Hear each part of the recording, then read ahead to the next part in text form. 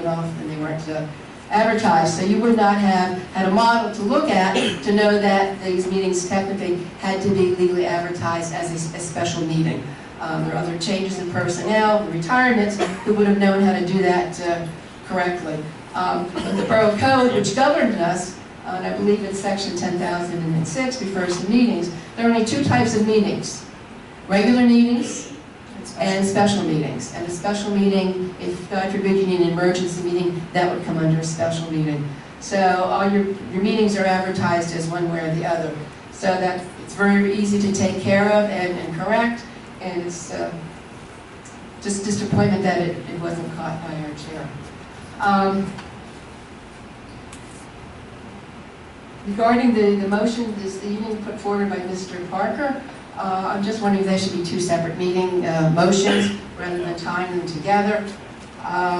Seems to me it's a clear record to deal with an action on one person and then a separate action on another.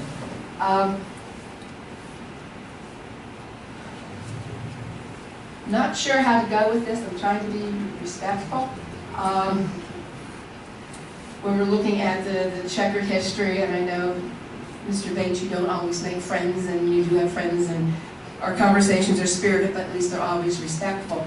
I need to go back to December 2011, when Council voted to override the veto of Mayor Rita Ledger. And there are some of you on council that voted for that.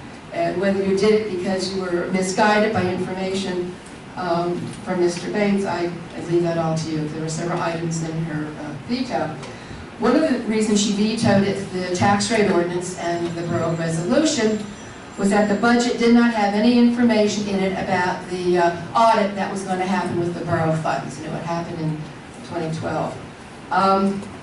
And I'm quoting from the minutes of that special meeting when you wrote the override, that if you don't know who is going to do it or how much it's going to cost, well, you don't take it out of your contingency funds and put a line item, because you do that, you can't move it back.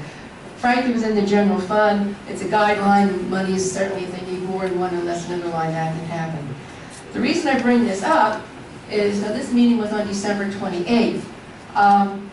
I have a signed copy of a contract with Stanley Booz CPA to perform a borough audit of its funds for calendar year 2010 at the cost of $9,500. That contract was signed November 21st. So before the budget process even began for 2012, Mr. Bates did know who, what, and for what period of time it was going to happen. Nothing more to be said on that. Was it misinformation or something more? The whole thing about how that audit began, and I believe someone said we hadn't done one in 16 years, and that was correct. And when you change management, you absolutely should do an audit. But was that the only reason that audit was being proposed? And was something else wanting to be done, but kind of contained within the budget, out of the public's eye and out of the council's eye? I don't know that there, because I can't find in the minutes, that there were any executive sessions held with council during 2011, and probably at some point in 2012 when the proverbial horse apples hit the fan. But the scope of a general fund audit does not include a review here of time records, personnel records, payroll reports, payroll procedures department, call volumes, and non-patrol time. So if you're looking to find out that something that may have been amiss within your office or within the police department, you found out when the proposals came in from the respective auditing firms, that could not be done. One firm sent two separate proposals, the other one had two separate costs, and I will say, in defense of Mr. Booz, his cost for the straightforward audit was the less expensive, so that was the person to go. His proposal had an hourly rate for a scope of work, and their proposal was about this 18-month crap. However, the contract that was actually signed was different from the proposal. It was limited to 12 months and only review the borough fund with no additional scope of work. So who was whom, what from what, and perhaps when you were agreeing initially to do the audit, there were some other purposes that were being kept from the majority of the council. It certainly, if there was any thought of wrongdoing, should have been warned at least an executive session. And I guess now I have to turn to Mr. Kilkenny, because your firm, you in consult with a colleague that did most of the work in between meetings for us, did receive those 3 audit proposals and did review them. And seeing that there's this scope of work, did not raise a red flag that there could be a problem here, and that maybe all of Borough Council should be privy to that information. Because as far as I can know, there were several members of council and then mayor that did not know there were any concerns about those issues I just described. So that's in the past. The audit has been done. Things snowballed, and I think before we were done with everything in Cornerstone, it came in the ballpark of all direct and indirect costs of $300,000 change. Too bad we didn't be clear and have the council know what was intended to be done, and the fee of $9,500 plus an additional cost for that additional work would have been a lot cheaper. Thank you. Next we have Amy Melionis.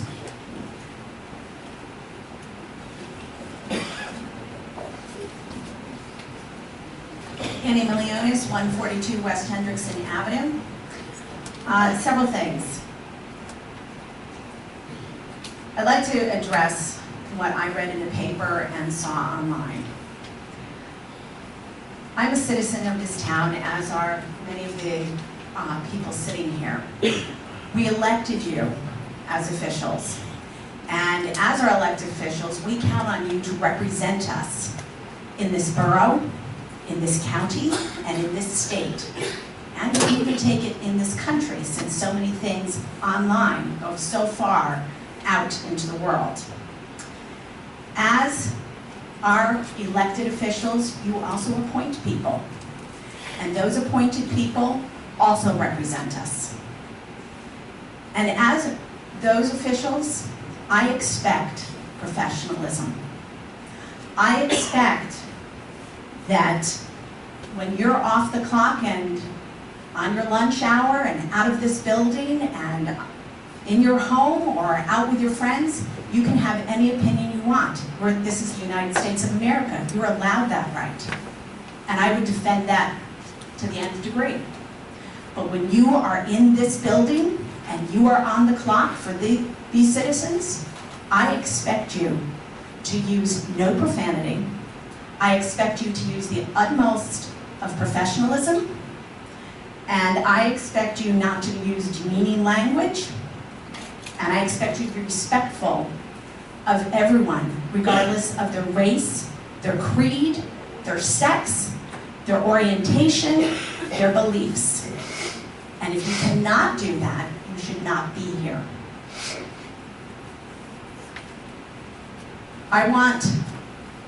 I expect the citizens to respect you as well, just as I respect you. I will not use profanity when talking to you, and I expect everyone in this room and outside of this room and in this whole country. Maybe I have high expectations, but we all need to raise the bar. This would not have been allowed by my parents' generation or my grandparents' generation. And I'm not going to allow it while I'm on the stand. So please, is this what we're going to raise our next generation on? I don't want to see it. And I expect better of everyone here. And I'm going to demand better of everyone here.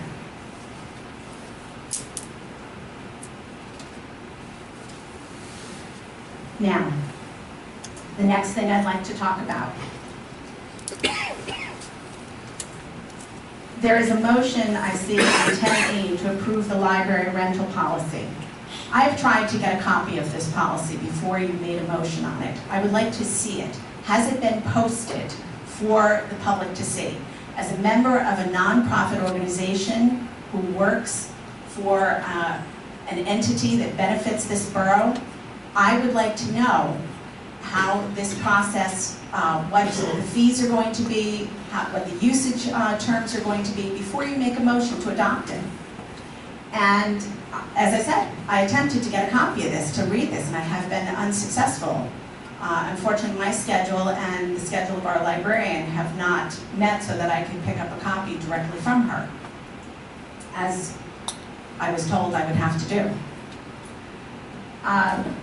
So I'd like to know, were other libraries within the Bucks County library system, were they considered, were they spoken to? Did you get their policies on the fees or the terms that they use to allow entities to use the building? Have you thought about nonprofits using the nonprofits who work in the borough to benefit the borough, an entity benefiting the borough? Have you thought about allowing them not to be charged a fee? So if they're using the library during library hours for meetings. Because if the library is open already and they're holding a meeting and they're nonprofit and they are benefiting the borough, why couldn't they use the library for free? Because they're already doing something beneficial to them for the town. So I'd like some answers to that question. As far as baseball, years and years ago, probably about 20 years ago, I too sat on the rec board, and we started taking a look at the park, and we saw that there were a large number of fields, even at that time, and that's before previous fields.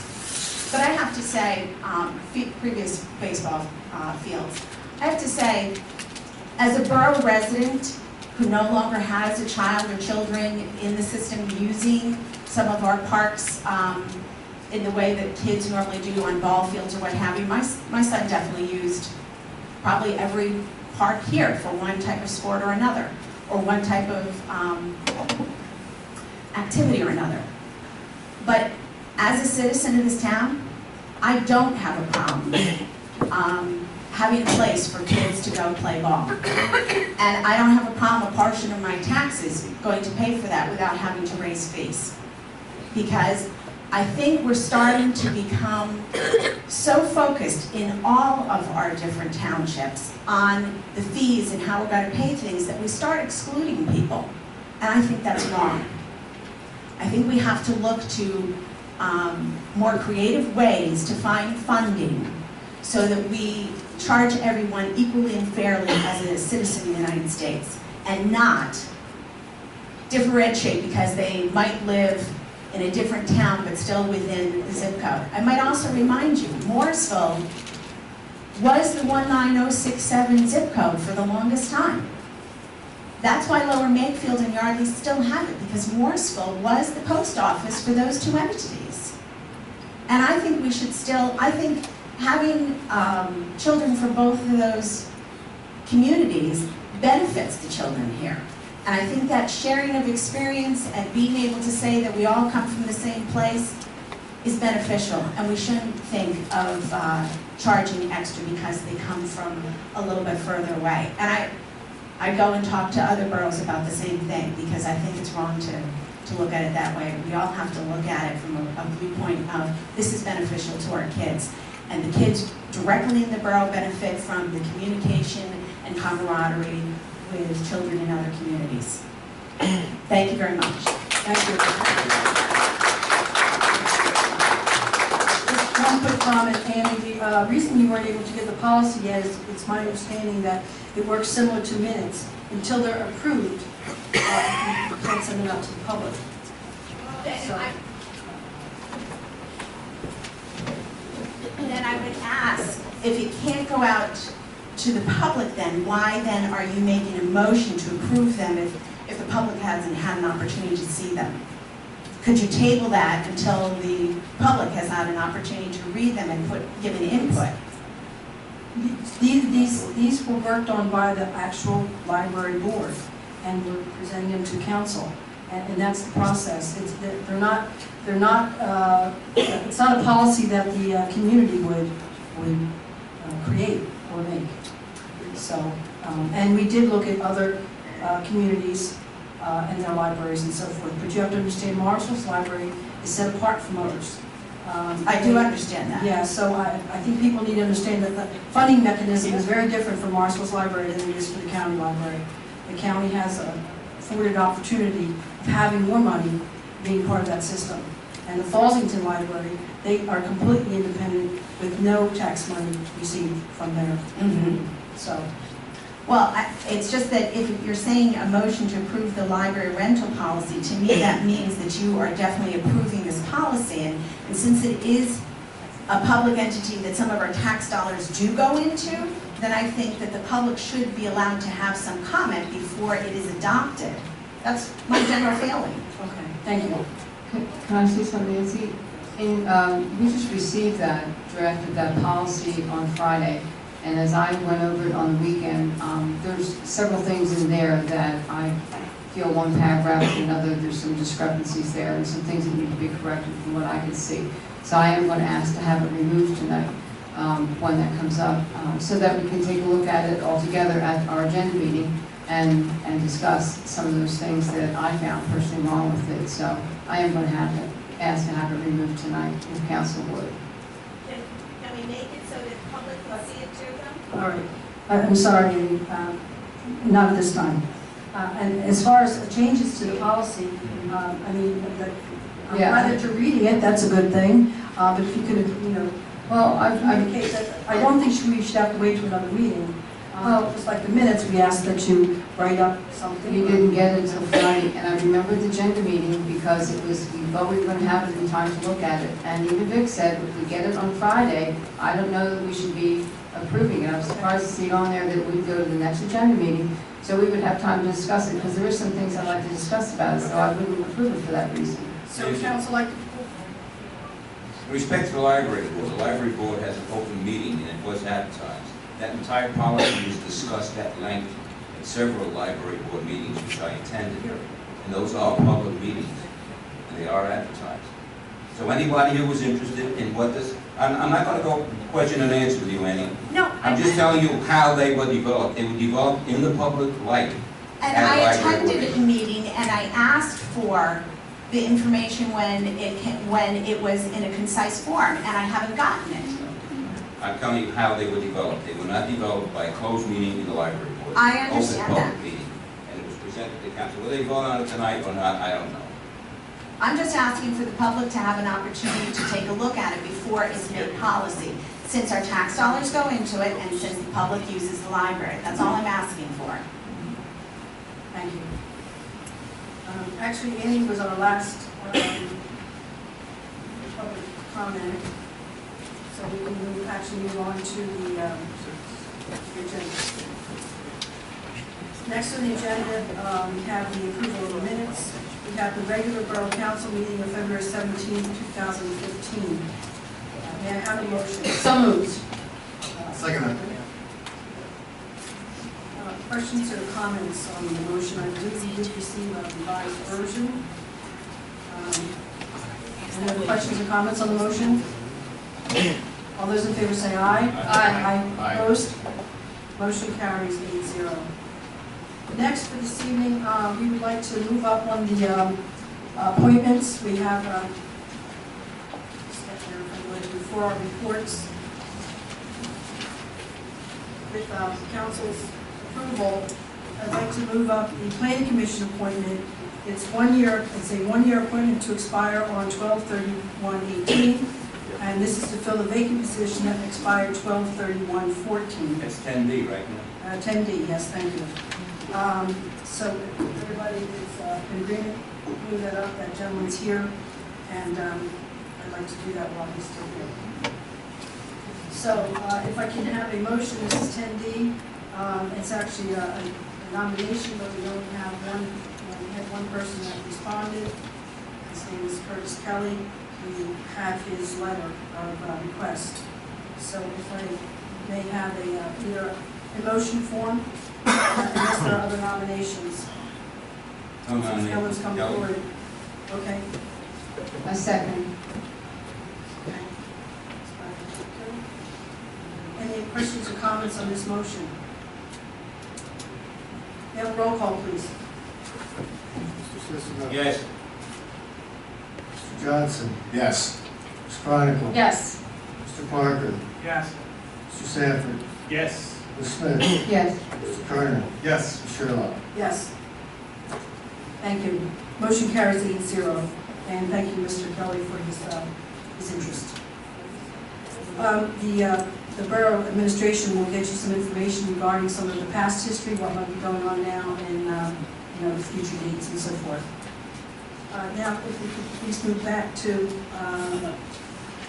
reports. Do we have a manager's report this evening? No. Solicitor's report. Sure, thank you very much, Ms. Sherlock. It has been a pleasure for me personally and my firm to serve Morrisville, I believe, 3 out of the last 5 years as solicitor. I sent an email about 2 weeks ago to all council expressing that I would be leaving my law firm of Friedman Schumann and opening my own law office and bringing my municipal law department with me. Friedman Schumann will still remain intact. I believe Bob Nemiroff from my office still serves as the Warminster Municipal Authority Solicitor. But other than that, I don't think there's anybody at Friedman Schumann that is interested in engaging in the practice of municipal law on a regular basis. So far, the municipality of Norristown, the Borough of Lansdale, Kennett Township, Falls Township Zoning Hearing Board, White Marsh Township, and every township that has had this matter in front of them has approved the transfer of representation from Friedman Schumann to my offices because, at least the debate that I heard, was that we did a good job and that the people that were working with me were coming to represent those municipalities as well as Morrisville. I heard some comments about myself running for Montgomery County Sheriff. It's an honor to be nominated to run for Montgomery County Sheriff. I particularly enjoyed Mr. Farrell's comments, as I always do. And many borough officers, both in Montgomery and Bucks County, are actually full-time practicing attorneys. I believe in Bucks County, even on this election cycle, Mr. Panzer, who I believe is running for treasurer, is a full-time municipal lawyer as well. And many in Montgomery County do the same. I would invite Morrisville Borough Council, if I'm elected, and me and my firm are not doing the job, I'm at will, and the guillotine is always right here. And if I'm not doing a good job, to make a motion to get rid of me and my firm at that time. But I am committed to serving Morrisville as I have in the past and all my municipal clients, along with my municipal law team. I presented a letter of engagement to staff, and it's the same rates as what are approved by Morrisville Borough Council at reorganization. And so that's the reason for item 10B, because I'm requesting that you transition representation April 1st when my office is officially open from Friedman Schumann to the law offices of Sean Kilkenny. Also, I brought with me Allison McDonald, my colleague, who will be smiling and will be happy to assist me in that representation. She is my primary backup in the borough of Jenkintown, Lansdale, and several other boroughs, East Norton, and several other boroughs and townships that I represent. Thank you. Thank you. We have an engineer's report. You received that in our packet. Next is the mayor's report. Good evening.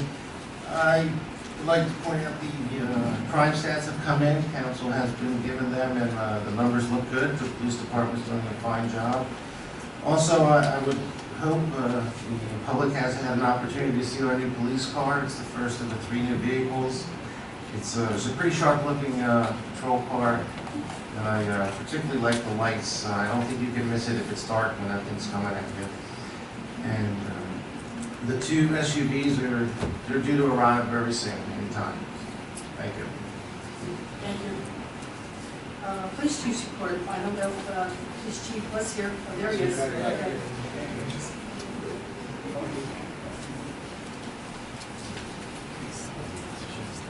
Good evening, Council. I'm very brief since the mayor's already taken most of my thunder.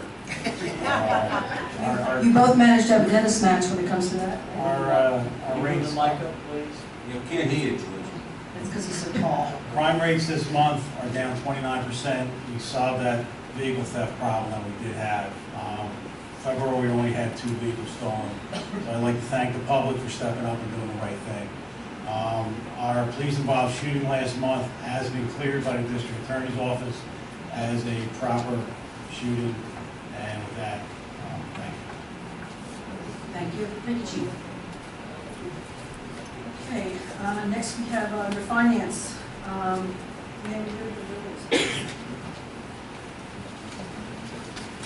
General fund, $106,451.60. Street lighting fund, $869.80. Library fund, $4,272.81.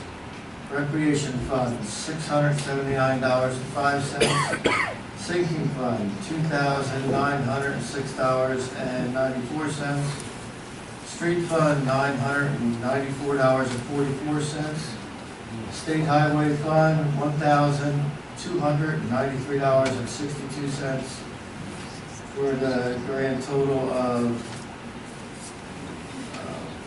$117,468.26.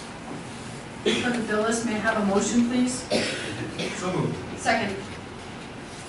And discussion on the bill list. Have a roll call, please. Mr. Cicero. Yes. Mr. Johnson. Yes. Ms. Chronicle. Yes. Mr. Parker. Yes. Mr. Sanford. Yes. Ms. Smith. Yes. Mr. Kernan. Yes. And Ms. Sherlock. Yes. Motion carries 8-0. Next, under new business, we have 10A. It's a motion to proceed with closing the Henry S. Williamson Trust Foundation, Trust Fund, Further recommendation of Wells Fargo Philanthropic Services and the Borough Solicitor. May I have a motion? So moved. Second. Questions or comments? Would our solicitor like to comment on this? Sure. We were directed by council at the last meeting when this motion was tabled. We followed up with Wells Fargo. Mr. Bates had a meeting, made sure we crossed our T's and dotted our I's. Found out that we were closing the trust in the proper manner, and said it was okay for council to go ahead and move forward with a motion. And both our office and Wells Fargo agreed that it's appropriate to do it this time. Just to add to that, our borough manager and our treasurer will be working with our current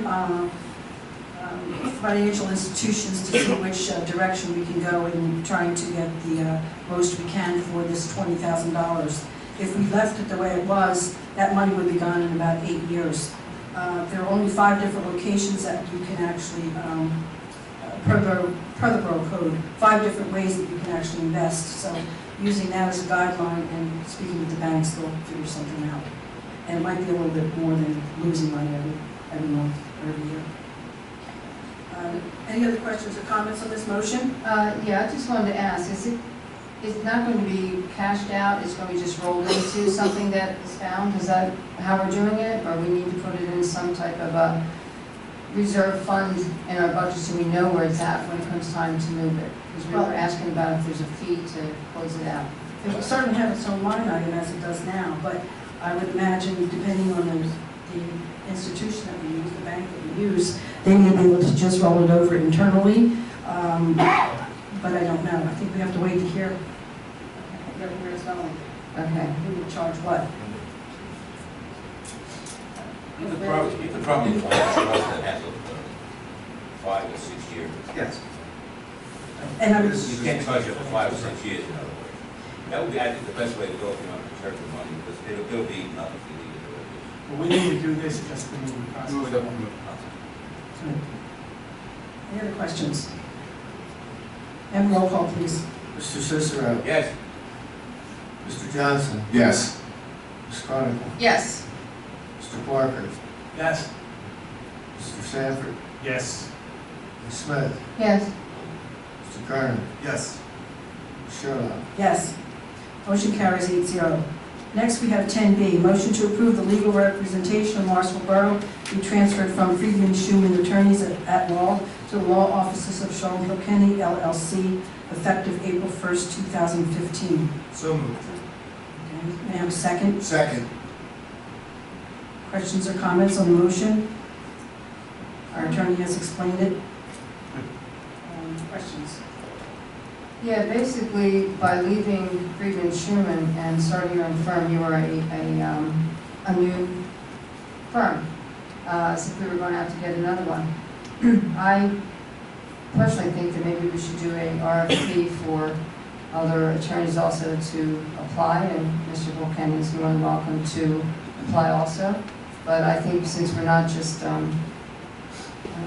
we're leaving the actual firm and making his own firm, then you're actually just having a whole new company come in. That's just my opinion on that. I think it should be put out for an RFP. Anyone else?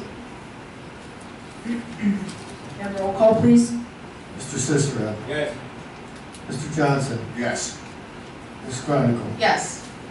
Mr. Parker. Yes. Mr. Sanford. Yes.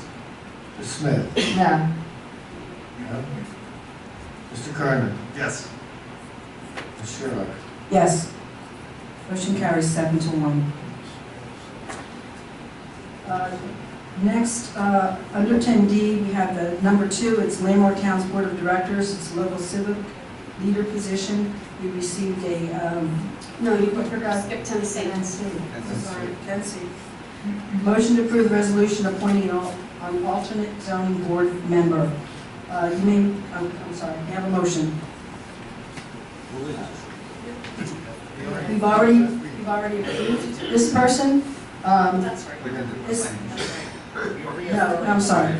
Now, the zoning position, we were told by the municipal planning code, which is something we hadn't done before. You need a resolution. You need a resolution. We appointed this person, Susan, at last month's meeting, February's meeting, but the day after the meeting, it was brought to our attention that the municipal planning code now requires a resolution for this position. So she's already been appointed, but the resolution will, reaffirm it or make it more legal in the MPC. Yeah. So, but I still need a motion. So moved. Second. Any questions or comments on this motion? And the resolution appointing for Suzanne Zukowski, I think it is. Zukowski Zukowski. as our alternate zoning board member, Suzanne Zukowski. Again, this is a reaffirming. All right, may I have a roll call? Yeah, roll call, please. Mr. Cicero. Yes. Mr. Johnson. Yes. Ms. Chronicle. Yes. Mr. Parker. Yes. Mr. Sanford. Yes. Ms. Smith. Yes. Mr. Kerner. Yes. Ms. Sherlock. Yes, motion carries 8-0. Now we can move on to 10D, number 2. Landmark Town's Board of Directors, local civic leader position. We received a request from Mr. Jim Jolly, who was a member of, a resident of Morrisville, who would be very appropriate to fill this position. He's been involved with Landmark Towns for actually more than a couple of years.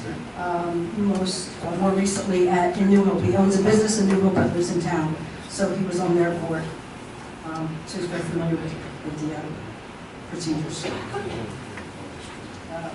May I have I'll make a a motion nomination? to nominate Jim Jolly for the open position. I'll second the motion. Are there any other nominations? Are there any other nominations? Are there any other nominations? And roll call, please. Mr. Cicero. Yes. Mr. Johnson. Yes. Ms. Chronicle. Yes. Mr. Parker. Yes. Mr. Sanford. Yes. Ms. Smith. Yes. Mr. Kerner. Yes. Ms. Sherlock. Yes, motion carries 8-0. There's some discussion about the next 10E. A motion to approve a library rental policy. Yes. So moved. I'll second. Okay, so we're going forward with it, correct? So who made the motion, I'm sorry? Who made I it? made the motion. Okay. Rick. Questions or comments on this motion? Yes, I'm asking to have it removed until after the agenda meeting when we go over some of the things that I personally picked up on that. I think we need time to go over it, sorry, before we vote on it. The appropriate action on this, and Councilor Smith, would be a motion to table it Oh, for the next okay. meeting. See Okay. if there's a second, and take a vote on the motion to table it. Okay, I ask to have this motion table, please. I second it. Okay. And then you have to take a vote on the motion. Okay, we have, first,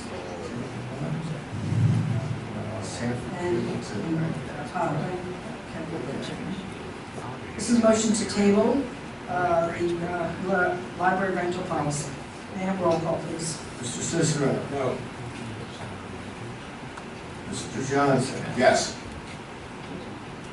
Ms. Chronicle. yes. Mr. Parker. Yes. Ms. Sanford.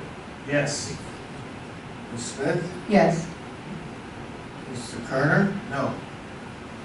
And Ms. Sherlock. No. Motion carries 5-3 to table. So I guess we'll see it next month. Next, we move on to 10F. A motion to approve the Morrisville Area Rotary Spring Carnival to be held from Tuesday, May 12th through Sunday, May 17th, 2015. So moved. I'll second. I don't, okay, was that Jeff? Jeff? Questions or comments on this motion?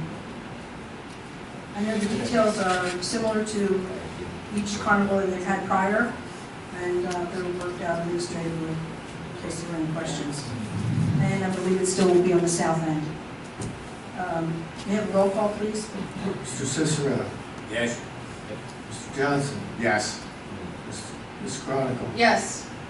Mr. Parker. Yes. Mr. Sanford. Yes. Ms. Smith. Yes. Mr. Kerner. Yes. And Ms. Sherlock. Yes. Motion carries 8-0. Next, we have a 10G. It's a motion to allow Mayor Ravella to use Williamson Park on September 7th, 2015 for the purpose of hosting the annual Morrisville Labor Day picnic, pending final details and all approvals. So moved. You have to tell me. Who was that? I said it, maybe someone else did. I said. I'll take the second. Mr. Okay. First, Victor and Fred. Questions or comments on this motion? Okay. May I have a roll call, please? Mr. Cicero. Yes. Mr. Johnson. Yes. Ms. Chronicle. Yes. Mr. Parker. Yes. Mr. Sanford. Yes. Ms. Smith. Yes. Mr. Kerner. Yes. Ms. Sherlock. Yes. Motion carries 8-0. 10H, a motion to approve the Girl Scouts of America Color Fund 5K Run/Walk and Fun Day in Williamson Park on May 17th, 2015, pending final details and all approvals. May I have a motion, please? So moved. Second. And Ted. Thank you. Questions or comments on the motion? I do know that their deadline for a reduced rate is, I think, the end of this month, the 31st. It was 15th. 15th? Leave. 31st must be something else. Unless I move it. That's the conference's deadline, sorry. So, as I said, we're still working on some details. Any other questions or comments on this? Yeah, roll call, please. Mr. Cicero. Yes. Mr. Johnson. Yes. Mr. Chronicle. Yes. Mr. Parker. Yes. Mr. Sanford. Yes. Ms. Smith. Yes. Mr. Kerner. Yes. And Ms. Sherlock. Yes. Motion carries 8-0. Next, 10I, it's a motion to designate an official voting delegate and an alternate delegate for the 104th General Assembly of Boroughs, April 26th to the 29th, 2015. The designated voting delegate is appointed for the purpose of electing the officers of the association and voting on proposed resolutions and policies. May I have a motion, please? So moved. Jeff? Yes. Well, yeah. Well, we can talk about it. Yes, we can talk about it, now we can, all right. So we need a name for the voting delegate and an Yeah, alternate. who's all going? That's, we have to go back to that. So I'm going, I think Debbie said she's going now, and maybe Todd's going. I'm good. Anybody else? I think that's it. So, and Fred's gone somewhere. Well, no, he's leaving, but he made the first, Jeff leaving. So, you have to nominate the voting delegate. Also, just for, this evening, you received the packet from the Resolution and Policy Committee. Attended that meeting on Friday to discuss the resolutions, and that will be presented at the annual conference, legislative initiatives. So, last year, I was the voting delegate, and then was the alternate voting delegate. If that gives anybody any guidance. Who was the voting delegate? I was, And Debbie was the alternate? yes, And we need a motion now? yes. You need names in the motion. I move that we appoint the same two people for the same positions as last year. I second it. Have you all right with that? I'm fine. Yeah, I'm fine. All right. All right, so the motion to designate Nancy Sherlock as the voting delegate, the official voting delegate, and Debbie Smith as alternate delegate for the 104th General Assembly of Boroughs. 29, 2015, the designated voting delegate is appointed for the purpose of electing the officers of the association voting on proposed resolutions and policies. So it was actually, technically, the other cat with the Fred, but that's sort of, we have to ask them to pull that off first, since we have another one with the names. What do you think? Why are you taking the vote on the one with the names? Roll call. Okay, All right. and that would be good. Okay, roll call, please. Mr. Cicero. Yes. Mr. Johnson. Yes. Ms. Chronicle. Yes. Mr. Parker. Yes. Mr. Yes. Sanford. Ms. Smith. Yes. Mr. Carter. Yes. And Ms. Sherlock. Yes. Motion carries 8-0. So the first motion would die. Okay, next we have 10J. It's a motion to approve the request from Tax Collector Catherine Shell to appoint Christine Shell as Deputy Tax Collector, pending approval by the County of Bucks and the Morrisville School District.